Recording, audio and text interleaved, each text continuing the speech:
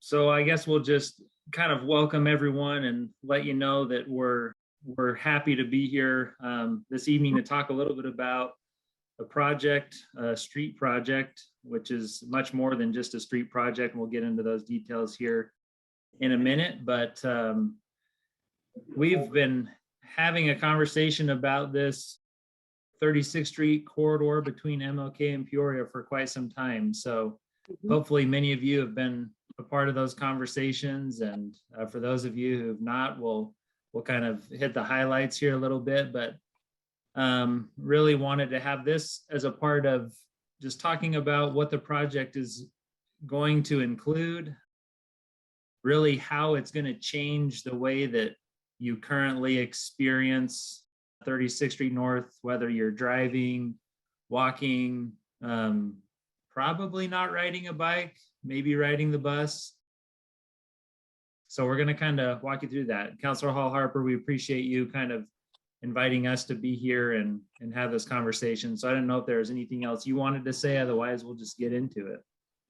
I just wanted to thank everyone for being here. I apologize. I have to leave because I have a 6 o'clock special meeting tonight.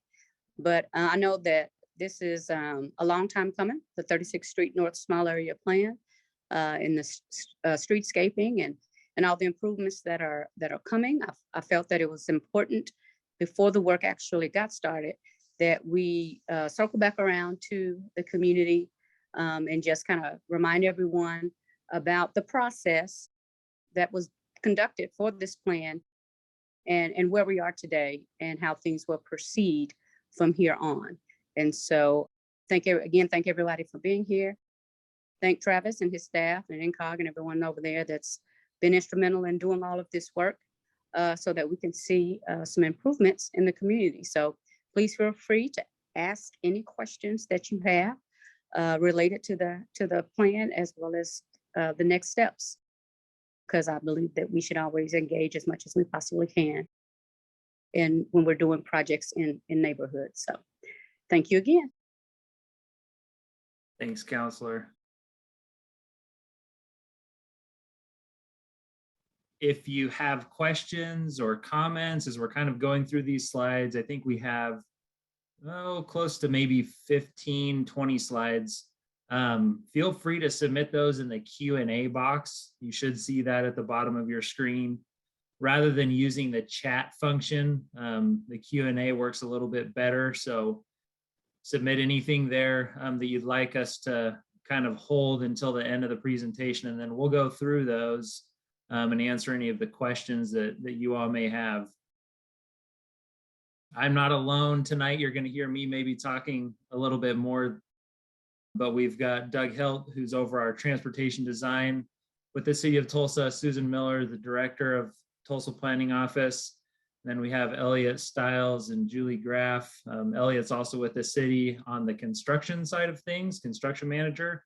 And then Julie's been assisting us in the design of what we're going to present. So they'll be here and available to answer any questions that you might have as well in their own areas of influence and kind of what they know. So appreciate you being here. This is kind of our agenda for tonight. We don't have a set time frame for when we will end necessarily. Hopefully we can kind of introduce and cover the details of the project, give you a sense of what this is really set out to implement, which is the 36th Street North Small Area Plan recommendations. We'll go over a lot of those details with you, kind of talk through that, and then even what you'll expect to experience as far as construction sequencing. Once construction is slated to start here in September. So that way you know kind of what to expect, how that might impact your route, traveling back and forth on the corridor, and then we'll get into questions. So any questions, like I said, feel free to start throwing those into the Q&A and we'll kind of get to those at the end. So just a real kind of quick introduction, background, where we've come from. Now this really goes back about 8 years or so to 2013. I'm not sure who all was involved in the development of the 36th Street North Small Area Plan that's on this call tonight, But that was a conversation with a group of neighborhood leaders and residents, business owners, various stakeholders throughout the area, really telling the city at the time what they wanted to see and what they visioned for this part of Tulsa in the years to come. From that plan, there pretty quickly, we deployed the Improve Our Tulsa package, and that provided some funding for a few of these recommendations that we're going to go over tonight, and gives us the opportunity to, I think, start to really see some significant transformation in this corridor. So this street project is really in line with those recommendations as we started to have discussions about what that might look like, really focusing on what we call a main street design. For many of you familiar with other parts of Tulsa, I think maybe what's most similar, if you think about the Cherry Street or Brookside areas, where you have maybe a more focused on pedestrian activity, people also riding bicycles, being able to come and enjoy the area, and still allowing for vehicular traffic. A lot of different components kind of going into, again, just this idea of a main street. So this is really setting the stage, I think, for the future of the 36th Street North corridor. There's other plans and conversations in the works for projects in and around the area, but we felt like with this street project coming online now, we had an opportunity to really set the stage for what is expected and what was voiced by the residents in the small area plan. So just to identify a couple of the specific goals in the 36th Street North plan that focused and kind of shaped that conversation as we began to design the street. You'll see a number of different kind of goals and priorities. I've highlighted a few of those already, supporting this idea of a main street infill, reducing the negative impacts on the area, streams and drainage ways. So how are we handling the stormwater that when it rains and everything's kind of flowing down the street, what are we doing to manage that and mitigate any adverse impacts? Transit, we've got now the Peoria BRT line running along Peoria and real close to this area. I think that's a major improvement for really attracting transportation options for people who both live here, but also people wanting to come and visit both now and in the future. Talked about bicycle infrastructure a little bit, even adding sidewalks. I'll show you some kind of before and after pictures here that I think really do a better job of showing exactly what we mean and how we feel like we've been able to accomplish some of these goals. But this really set the stage for this project. This is unique. This is different from your typical street project in the city of Tulsa, and I'll tell you that. Others on this panel can attest to that for the other street projects that we design. So what we're going to present is going to look different, is going to feel different. And again, that's intentional as a part of those recommendations. So this is just a quick high-level overview of what the street is planned to look like. So this is the western half of the corridor. On your left-hand side, you have Martin Luther King Jr. Boulevard. You can see where we've started to line the street, both outside along the sidewalks and also within medians with various landscaping, trees, bushes, grasses. You'll notice that we have a lot of the same access points to our neighborhoods and to our businesses around the area. Moving kind of further east, that kind of continues on and maintains that pattern. And then once you get a little bit further east of the Osage Prairie Trail, if you can kind of see that in the middle, I'm not sure if you can see my cursor, but you'll see that trail kind of going north-south. You start to see a couple of even more design main street elements like on-street parking, things of that nature that I think are going to be really important into the future vision for what 36th Street North can become as this key corridor in Main Street for the entire area. So we'll go into these details a little bit more. And I think this maybe helps to even describe a little bit better visually what we see today. So today we have 4 lanes of traffic, 2 lanes in either direction. Speed limit's 40 miles an hour. This is kind of what you look like. You don't have sidewalks on all continuous parts of the area. In some places you'll see sidewalks. Other places you won't see any at all. Most of, I think what we're looking at right now, I don't think you see too many sidewalk segments. This is where the Osage Prairie Trail actually comes through 36th Street. So this is what we have today. You're probably used to it. When I say the speed limit's 40 miles an hour, I don't know that through observation, many people adhere to that. Probably going a little bit quicker, a little bit faster. And that's another part of the design that we're going to kind of show you here. So this is the kind of proposed transformation in this one section. Now don't take this picture as this is exactly what it's going to look like in 2 years, but I think the elements that we've included in this visual representation are very close to what you will see. You will see bike lanes on the street. You will see 1 lane of traffic in either direction, and in the center where you will have your turn lanes.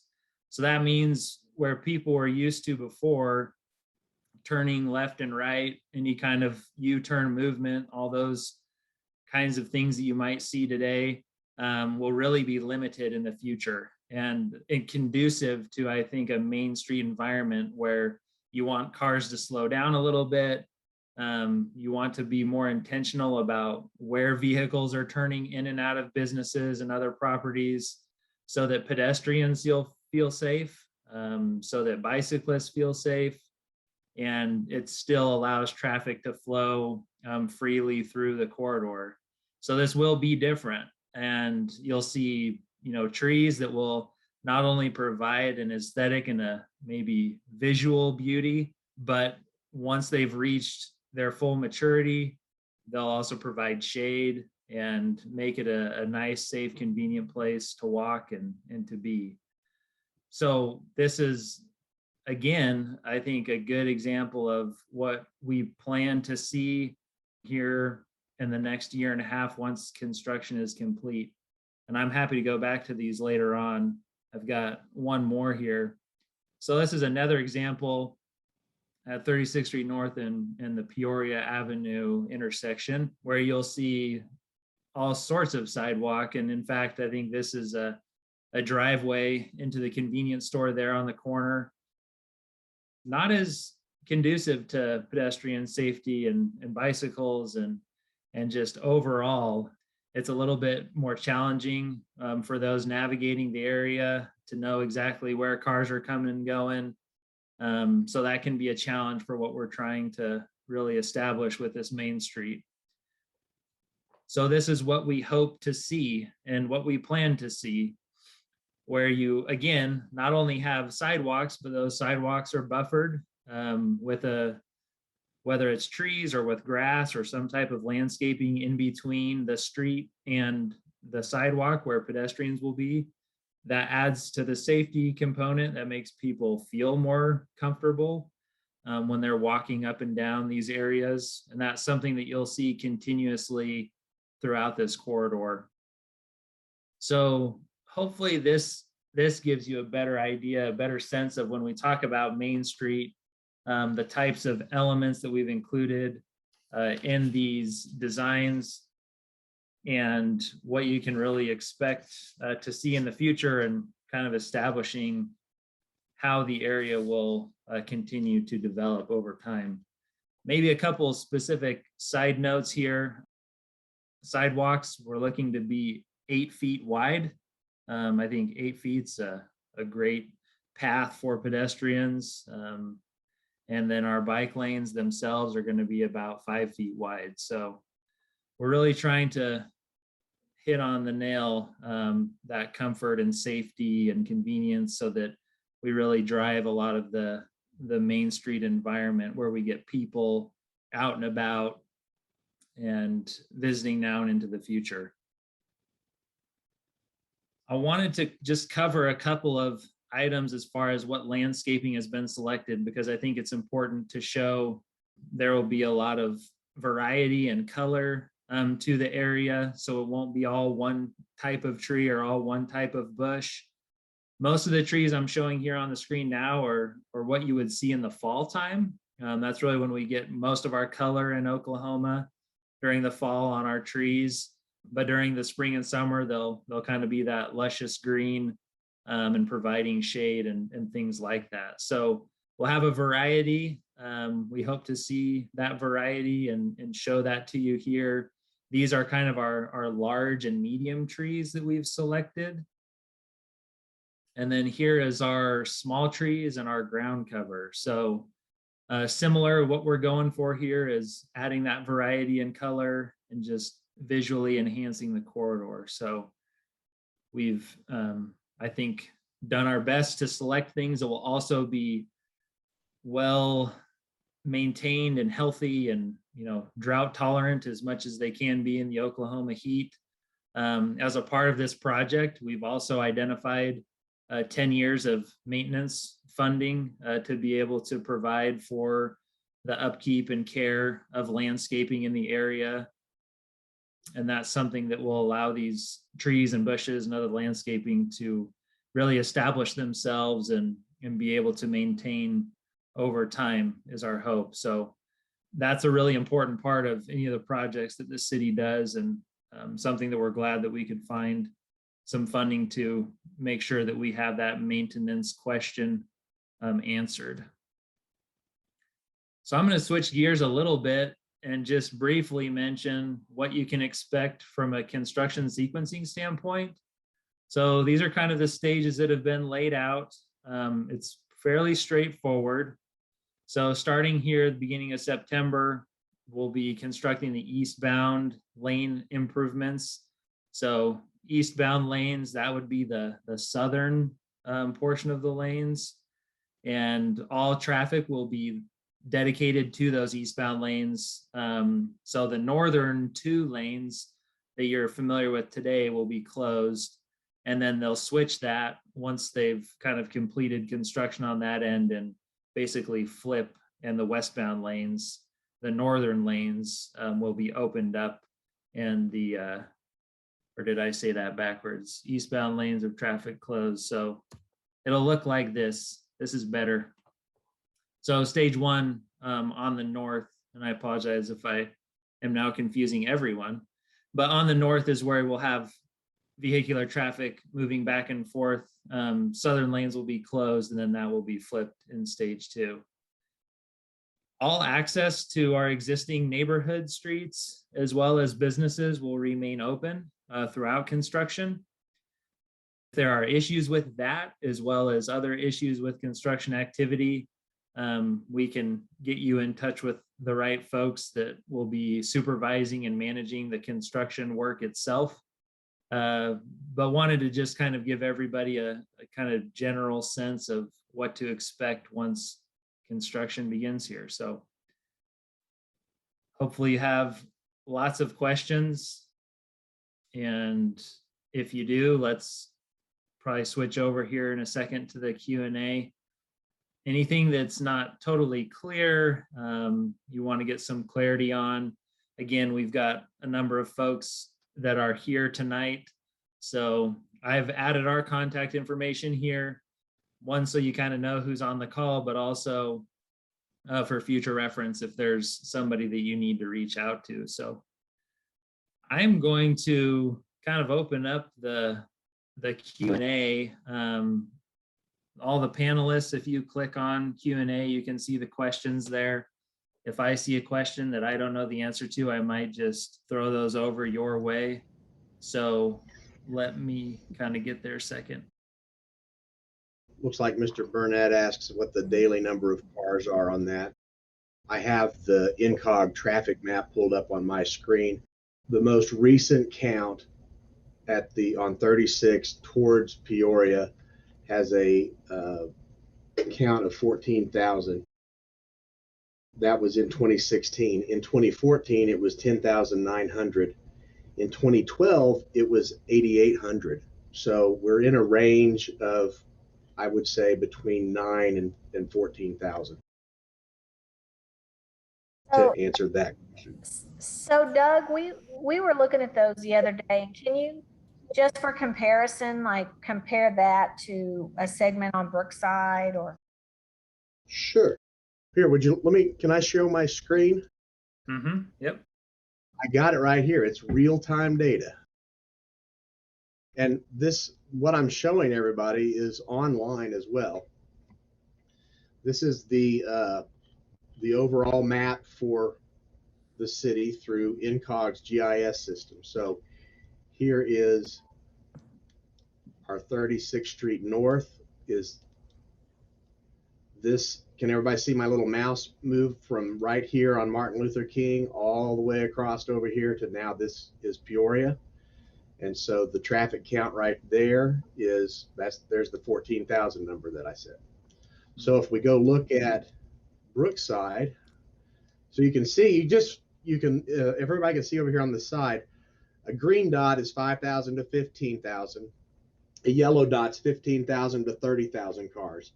As we start heading south on Peoria, right down this way, we start hitting, so there's Peoria and Pine at 15 to 30. And getting on down here to Brookside. Did I go past it? Here we go. Brookside has 19,000 cars on it at 31st and Peoria. And at 39th and Peoria, we have 30,000 cars. Or that's 41st and Peoria, excuse me. Is that representative? You think? I guess, Susan, is that what you're looking for? I think so. What about, that's way too tiny for me to see. So does it have like the segment in the kind of the heart of Brookside between like 33rd and 38th or something like that? Yeah, well, there's two counts here. This one is at 32nd, and the count is 19,100. Okay. And right here at there's no counts there, but then right here between 38th and 39th on Peoria, it is this orange dot, which shows 30,000.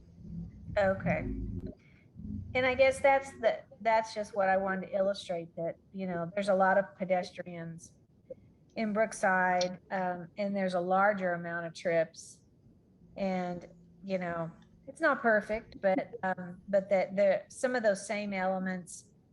And honestly, I mean, this is kind of a better opportunity, because the elements of Brookside have sort of been shoved in over time, because it's such a, it's been there for so long. So anyway, but it'll definitely accommodate even more. So I was wanting to show this, because there was somebody mentioned earlier that on Pine, for example, we're taking up those bike lanes.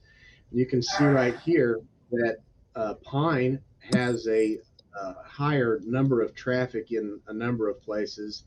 It is at 17,000 over in this area. We were looking at, so that the traffic is a little bit higher on Pine than what we're seeing on 36th Street. So just throwing that out there.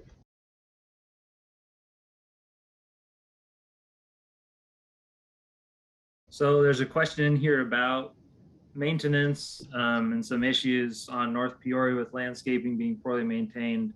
Hopefully I answered that question, just as part of saying that, and Doug and others, feel free to jump in. I think our approach here is different in that we have identified not only funding, but have basically outlined what would be a 10-year maintenance plan for the area. So we expect things to remain healthy and well, and all of the above. There is a warranty period with some of the landscaping. So if things die, what is it, within the first 3 years or so? Yes. things like that will be addressed immediately. So I feel like we've got a good plan in place for maintenance, and that is unique for this area. Lana has a question about parking. I guess I need to, if she means parking on their property, then there's nothing changed there. There is some on-street parking, and I believe the on-street parking is just from Osage Trail East, right, to Peoria. But Yes, I'm not really sure exactly what that question Yep. means. I'm going to ask to share my screen again because I have a kind of a map up here that can show that where the parking is. And if while we're answering questions, if we want, we can unmute folks too if they'd like to clarify or. So this, where my mouse is, this is the intersection of 36th and Peoria down here at the bottom of this page. And you can see bump outs or bump ins here and here, here across this section. That's for parallel parking all the way up to the trail area, which is right in this area right here. So from the intersection, Peoria intersection over to the trail, there's some on-street parking. Looks like there's an event planned coming up in September with Tulsa Young Professionals, Typros, Urbanist Crew, for activating some space. The parking lot, let's see, 718 East 36.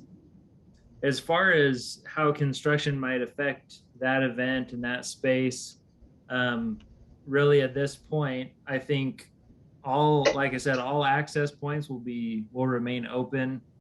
It's the intent to, minimize any disruption, to people being able to come in and out. And on the parking lots themselves, private property, I do not anticipate there being any real unpleasant, challenges or issues there.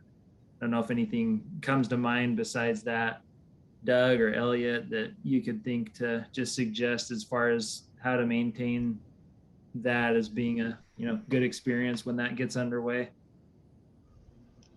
I love the construction site, so to me, I'm going to go have food with the construction site. That's I doubt if that makes anybody else happy, but I think if we can probably work around some of that maybe and try and help with that.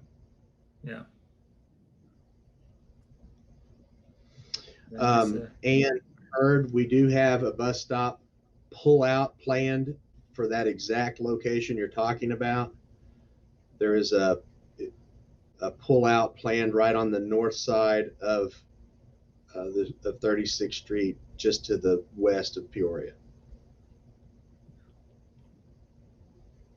And I think it's fair to say that there are other bus stops along the corridor. I actually had a conversation with MTTA Transit Authority earlier today, and there may very well be a situation where you have a bus further on down stopping to let people off or picking people up, and that'll kind of slow traffic down. But again, I think that's something that is a part of a main street corridor.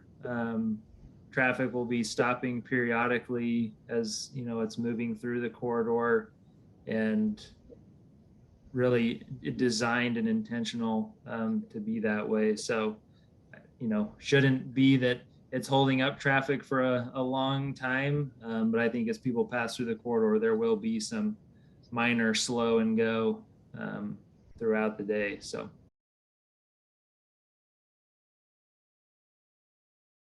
Okay, I think maybe Lana was asking about park and ride for the BRT.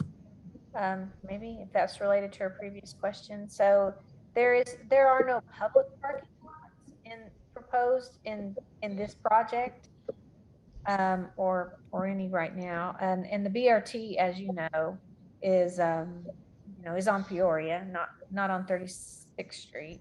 So I don't even know where the closest BRT station is. I'm sure it's pretty close to 36th Street North right there. There's one right there on the Yeah, just south.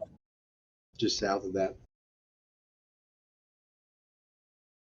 So Oh, look at Bobby wanting to know how long this is going to take. It's going to take a long time, right? Elliot, what's our timeline, buddy? So right now we're looking at 450 days, so roughly a year and a half, maybe a little bit longer than a year and a half. And we're planning on getting started in September. So I figure by this time next year, we'll be planting plants and we're looking for the right time to plant plants. And by this time next year, we should be, it should really start looking like those pictures that Travis threw up. Doug, you want to take Tracy's question? Concrete medians.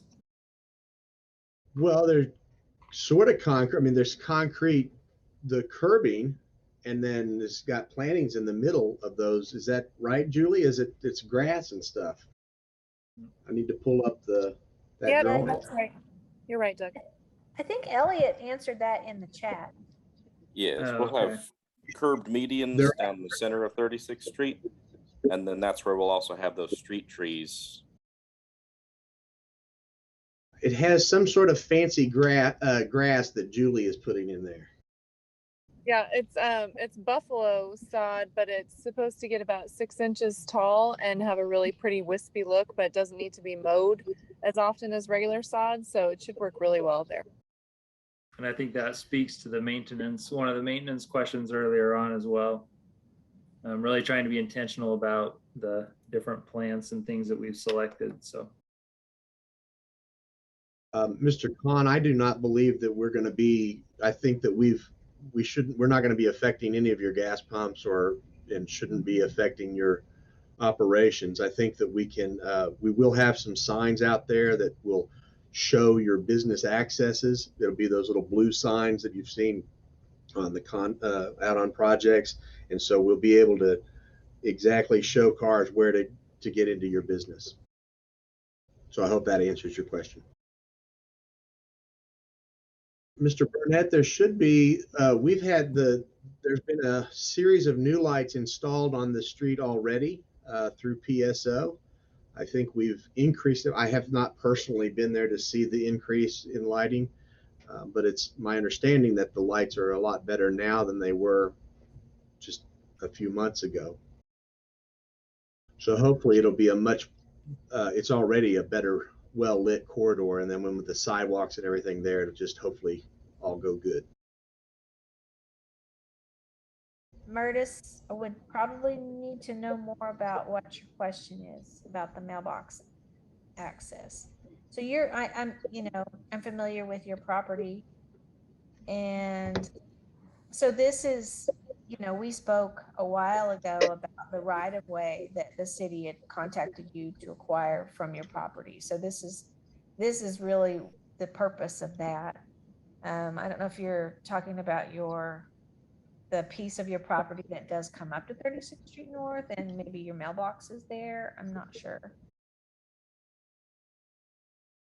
Tracy, they're 8-foot wide sidewalks, with some of them getting even wider than that. We have some sections as wide as 12 feet. The road width they're 11-foot driving lanes and a 5-foot bike lane with the variable median. So it's what does that add up to? So it's about 30 to 40 feet from curb to curb. So the sidewalk shouldn't any of your access to your mailboxes or driveways or any of those things. The sidewalks will cross driveways and will have to be, have that 2% slope or better. But that would be the only kind of restriction there. So no, unless there's something that I'm not seeing there. Doug, do you understand Mr. Khan's question about the gas pumps? Well, I know that we're not going to be, we won't affect his business operations other than through the construction. But we will have our business access signs, and we'll make sure that he has access to his, cars have access to his business through the whole project. So it should not affect his gas pumps. So I see a question in the chat that says that it is asking, will this create jobs for the community? So this is really an infrastructure project. But the big purpose of this type of thing is to really enhance the corridor and be a catalyst for economic development and really create a sense of place and to make people want to locate there and bring their businesses. So the intent is that it does really spur private development and things, which ultimately that's the goal, but that this project alone in and of itself doesn't do that. But that's the, of course, long-term goal, is that it really starts this corridor into some really a special place. Doug, did we say if we're adding more streetlights, or is it just converting ones that are there? We added several already. I mean, we converted those high pressure sodium lights that are kind of yellowish to LED and that we did that more than a few months ago. So there should just be brighter lights. So a question about bike lanes. Just why bike lanes? I think this is a popular topic right now around other parts of Tulsa, and again, goes back to the vision in the 36th Street North Small Area Plan. I also think that bike lanes in this area make sense as you have the Osage Prairie Trail coming through the corridor, and you'll have additional bicyclists and traffic coming into the area. So I think we want to accommodate all users, however they choose to travel, whether that's on the bus, driving their personal automobile, riding bikes, walking on the sidewalk. So bike lanes are just a component of that and kind of addressing all of the needs, and there's a good connection with the Osage Prairie Trail right in the middle of the corridor. Tracy, some of those trees need to come down. There's a few of those trees that are going to come out because some of those are probably, there's a couple of diseased trees and some that have outlived their life that I think that we're going to replace with new fresh. Cheryl, I think the new lights are already in place, Cheryl. So we did add new lights. We just Yes. got ahead of ourselves. It was a one, yeah. I think we were joking about that the other day, that's not common. It is not common for PSO to get out ahead of a request, so I was really happy about that. Hey, do you see Tracy Gibbs' question about I do. speed limit? So I think the current speed limit is 40, and the reconfiguration speed limit is at 35. And we're hoping that's a nice, safe, happy median there.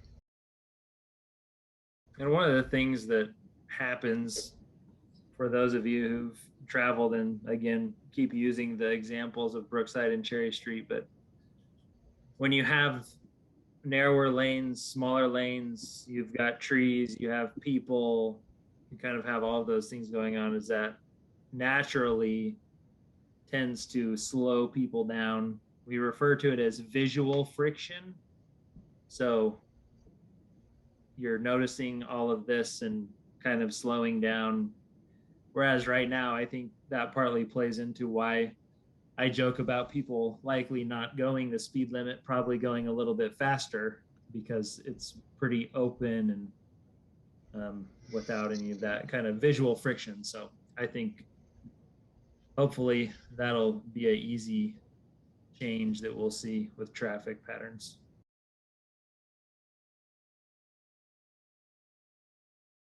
Mr. Khan, we are not closing any of your entrances, but we are installing the median as we've shown you on plans. And hopefully just as far as the street, the width and everything about it, the goal is to slow people down so that when businesses start to locate on the street, so people aren't just flying through it and it's a pass-through area. It's actually a place where people want to go and, you know, frequent based on whatever's located there. You know, back in the, I don't even know, 70s, I don't even know. I remember it was when were the streets taken to one-way downtown, Doug? Was that the 70s or? I think so. Yeah, so and that happened all over the country, and the purpose was to funnel traffic, you know, so that started ignoring the pedestrians, which, you know, downtown, that's really what it's all about. And that doesn't slow traffic to see what businesses are there, to see how they might want to, you know, patronize the business, and doesn't create safe environments for pedestrians or anything else. So that's really, you know, planning and cities sort of does this cycle thing, and sort of that was done at one point, and then now, you know, there's a lot of problems with those type of areas not being so safe. So this is what this is intended to do. Tracy, I think that you can probably get 10 people in a room and get at least 4 different answers on which is better, bike lanes or shared lanes. But the current belief is that a separate bike lane is a much safer situation for the bike user. In a shared situation, when you have speeds, our maximum speed in a shared situation is 30 miles an hour. We're already posted at 40. So we know that we can't make this down to a 30-mile-an-hour section. So a separated bike lane and auto lane is the sweet spot on this one, we believe. Great questions. Right now, we don't have any more else in the queue waiting for us, but happy to wait here patiently for a little bit to see if anything else comes up. Hopefully we've covered kind of the highlights of the project itself. I mentioned kind of Doug, Susan, myself, and then Julie jumped on there for a minute, have really been behind the design team and working with others on that. So we're on the page in front of you if you have need to get in touch with us. And then Elliot Stiles is really on the construction side of things. So once construction begins, he's your man. So Travis, on my contact information, you just put all of your stuff, you see? I was just trying to, you know. I think you copied and pasted. So anyway, I am just sort of very similar to his contact information, except it's S. Miller at incog.org, and the last 2 numbers of my phone number are 70 instead of 52. So I just put it in the chat, 9470. But we're happy to have any other conversation or clarify if things come up afterwards. Terry, didn't even see you in there. I'm not sure about that. Susan, do you know about anything with Councilor Henderson? To extend the plan to Lewis to the east during Councilor. Oh no, I don't. Or Travis or I, either one were. I sort of came back to Tulsa when the plan was well underway, and I don't know all those discussions that were had, but that's not something I've heard. I mean, I know that, I have not seen or heard anything going out that way. It's not that it's not a good idea, but sure, yeah. it's not something that's been in the planning radar, if you will, Yeah. or the implementation radar rather. Yeah. Yeah, and when there's, you know, the funding is for this segment. We don't have funding for anything beyond that at this point. I do know that the housing authority, who's been involved in conversations, especially as, yeah, we continue east, they're really looking to what we're doing with the design of this section to continue that on at some future point. I just haven't heard much conversation about that, other than just that mention of wanting to do that, some intention of that in the future. Pastor Bumpers, I need you to know that I have a repair coming to your driveway, but I had to put it into a different project, and it's still going to be a few months out, but there is a repair coming to that water hole at your driveway. Mr. Khan, you're welcome to contact me anytime. And Mr. Stiles, we can answer any of your questions as they go. If you see things during construction that are causing you anxiety, please contact me or Mr. Stiles. We're here to help you. There's plenty of streets out there, not just North Side. There's plenty of streets that are candidates for worst street in town. The 36th Street North corridor I'm answering this last question that came in on the chat. The 36th Street North corridor, this section was funded for the street part through Improve Our Tulsa in 2013. And then the implementation of the small area plan was also part of that. So this was a planned project from way back in 2013 and before.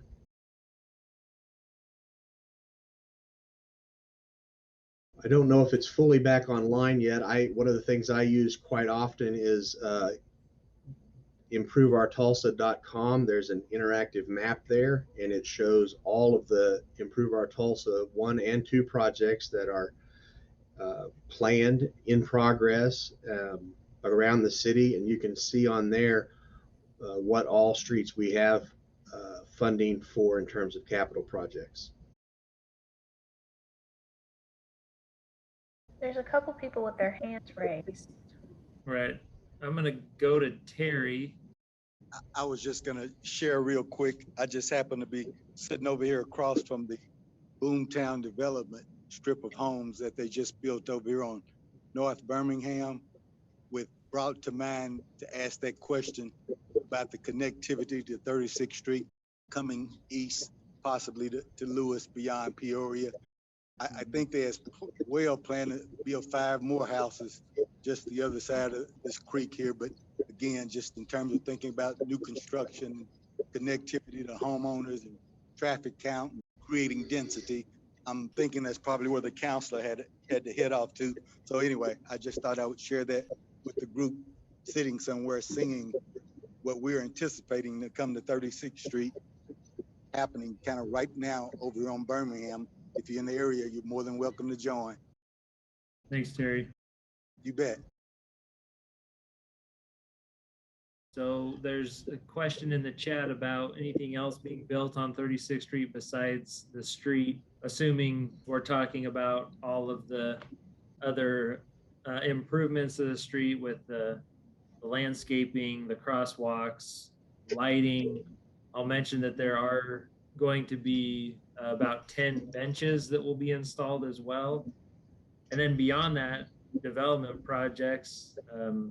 I think, we in the Tulsa Planning Office have heard of a number of projects on either end, kind of bookending the corridor.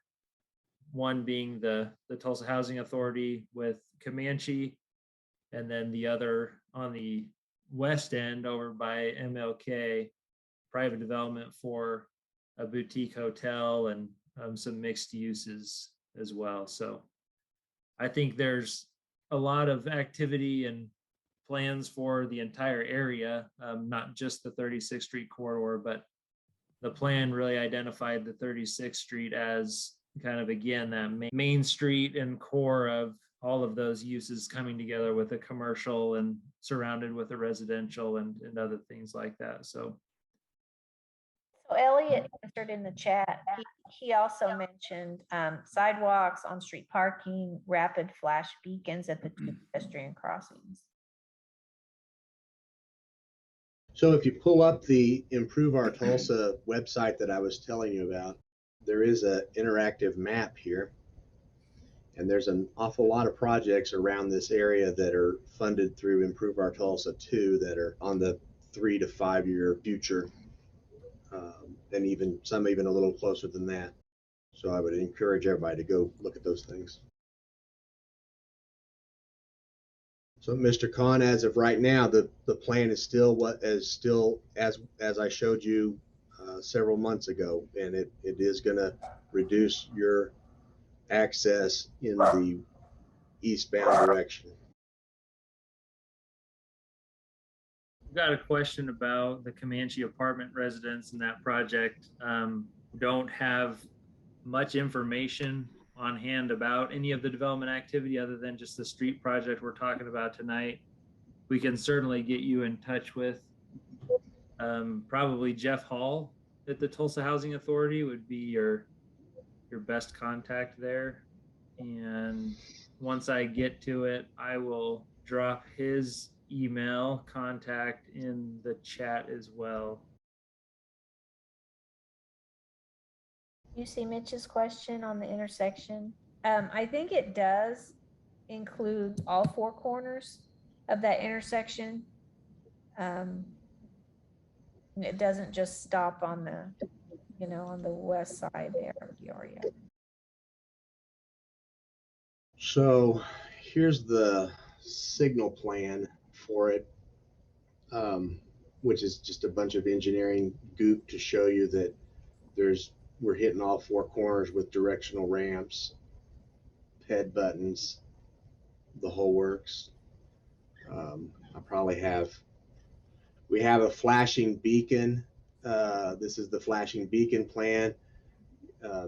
Everybody's seen these things before. We've got these planned at the Osage Prairie Trail, and then also this is right to the east of the Osage Prairie Trail. So there's two crossings in there.